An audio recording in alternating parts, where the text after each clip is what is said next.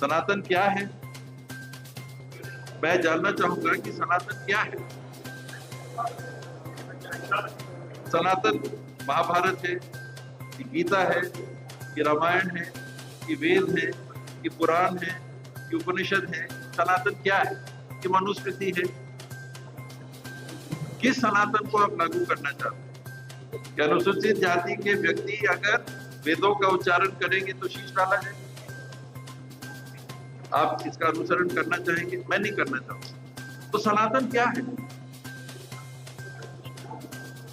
शादियों के संदर्भ में, अन्य बातों के संदर्भ में ये बहुत अप्रिय हो जाएगा, मैं बोलना नहीं चाहता, लेकिन मेरे को लगता है कि हम सबको ग्रंथों को पढ़ना चाहिए और क्या अक्षरशः पालन करने की स्थिति होती है, हम उनमें से जो मूल सार होता है, जो कभी नहीं मिटता, उसको अपनाते हैं। सनातन, सत्य का